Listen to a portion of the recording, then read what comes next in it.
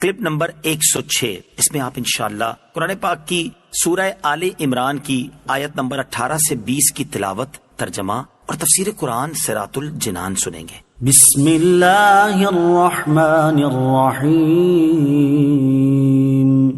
ترجمہ، اللہ کے نام سے شروع جو نہایت مہربان رحمت والا ہے۔ شہد اللہ انہ لا الہ الا هو والملائکۃ واولو العلم قائما بالقسط لا الہ الا هو العزیز الحکیم۔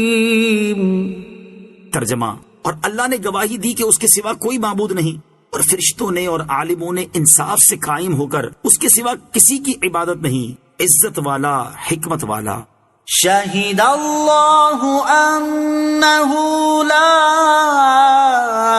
الہ الا ہو، اور اللہ نے گواہی دی کہ اس کے سوا کوئی معبود نہیں۔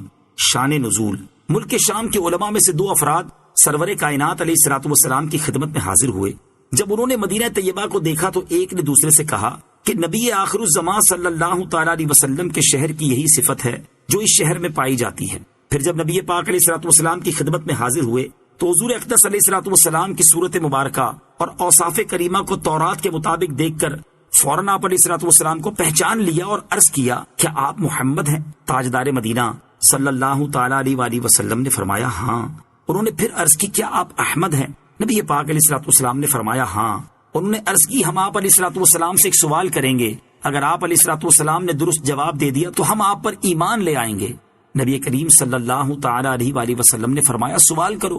انہوں نے عرض کیا کہ کتاب اللہ میں سب سے بڑی شہادت کون سی ہے؟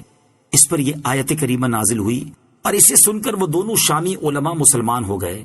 اس آیت میں فرمایا گیا کہ اللہ تعالیٰ اور فرشتے اور اہل علم یعنی انبیاء علیہ الصلوۃ والسلام اور اولیاء نے گواہی دی کہ اللہ کے سوا کوئی معبود نہیں۔ اس سے معلوم ہوا کہ اہل علم بڑی عزت والے ہیں کہ رب کریم عز و جل نے انہیں اپنی توحید کا گواہ اپنے ساتھ بنایا۔ لیکن علماء دین سے مراد علماء ربانی ہیں، یعنی صحیح العقیدہ اور صالحین علماء۔ علماء ربانی وہ ہیں جو خود اللہ عز و جل والے ہیں اور لوگوں کو اللہ والا بناتے ہیں، جن کی صحبت سے خدا کی کامل محبت نصیب ہوتی ہے۔ جس عالم کی صحبت سے اللہ عز و جل کے خوف اور حضور علیہ الصلوۃ والسلام کی محبت میں کمی آئے وہ عالم نہیں ظالم ہے۔ ان الدین عند اللہ الاسلام وما اختلف الذین اوتوا الكتاب الا من بعد ما جاءهم العلم بغیا بینہم ومن يكفر بآيات الله فإن الله سريع الحساب۔ ترجمہ، بے شک اللہ کے نزدیک دین صرف اسلام ہے، اور جنہیں کتاب دی گئی انہوں نے آپس میں اختلاف نہ کیا مگر اپنے پاس علم آ جانے کے بعد اپنے باہمی حسد کی وجہ سے، اور جو اللہ کی آیتوں کا انکار کرے تو بے شک اللہ جلد حساب لینے والا ہے۔ ان الدین عند اللہ الاسلام،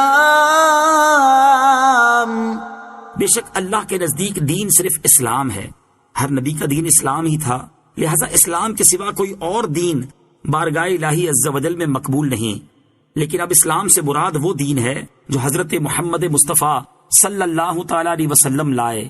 چونکہ آپ کو اللہ تعالیٰ نے تمام لوگوں کے لیے رسول بنا کر مبعوث فرمایا اور آپ علیہ الصلوۃ والسلام کو آخری نبی بنایا، تو اب اگر کوئی کسی دوسرے آسمانی دین کی پیروی کرتا بھی ہو لیکن چونکہ وہ اللہ کے اس قطعی اور حتمی دین اور نبی کو مکمل طور پر نہیں مان رہا، لہٰذا اس کا آسمانی دین پر عمل بھی مردود ہے۔ یہود و نصارہ وغیرہ کفار جو اپنے دین کو افضل و مقبول کہتے ہیں، اس آیت میں ان کے دعوے کو باطل فرمایا گیا ہے۔ وَمَا اخْتَلَفَا، اور انہوں نے اختلاف نہ کیا۔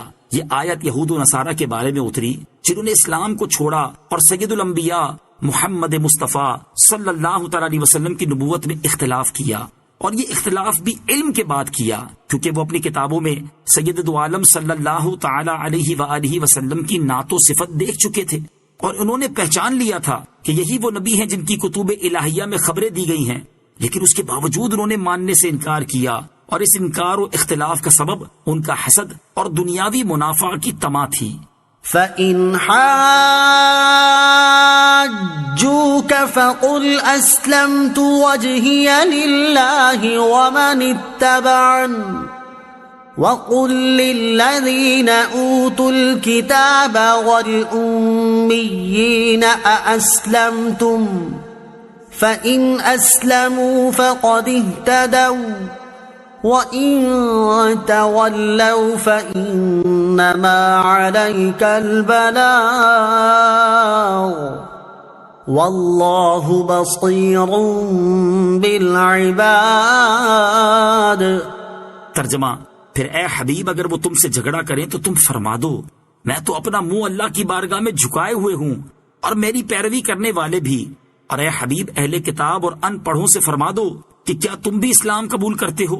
پھر اگر وہ اسلام قبول کر لیں جب تو انہوں نے بھی سیدھا راستہ پا لیا، اور اگر یہ منہ پھیریں تو تمہارے اوپر تو صرف حکم پہنچا دینا لازم ہے، اور اللہ بندوں کو دیکھ رہا ہے۔ فَإِنْ حَاجُّوكَ، پھر اگر وہ تم سے جھگڑا کریں۔ دین اسلام کی حقانیت بیان کرنے کے بعد فرمایا کہ اے حبیب صلی اللہ تعالی علیہ وسلم اگر وہ تم سے تمہارے یا اسلام کے حق ہونے کے بارے میں جھگڑا کریں تو تم انہیں فرما دو کہ تم مانو یا نہ مانو، مجھے اس سے کوئی فرق نہیں پڑتا، میں اور میرے پیروکار تو اللہ تعالیٰ کے فرما بردار و مطیع ہیں۔ نیز ان اہل کتاب یعنی یہودیوں، عیسائیوں اور ان پڑھوں یعنی ان پڑھ اہل کتاب اور مشرکوں سے مزید یہ بھی فرما دو کہ کیا ہماری طرح تم بھی اسلام قبول کرتے ہو؟ اگر یہ اسلام قبول کر لیں تب تو یہ بھی سیدھی راہ والے ہو جائیں گے، لیکن اگر یہ اسلام قبول کرنے سے منہ پھیریں تو تمہاری شان میں کوئی فرق نہیں پڑتا، اور نہ تمہارے اجر و ثواب میں کوئی کمی واقع ہوتی ہے، کیونکہ تمہارے اوپر تو اللہ تعالیٰ کی طرف سے صرف اتنی ذمہ داری ہے کہ تم اللہ عز و جل کا حکم انہیں پہنچا دو، بقیہ ان کا معاملہ اللہ عز و جل کے حوالے کر دو، اللہ انہیں اور اپنے سب بندوں کو دیکھ رہا ہے۔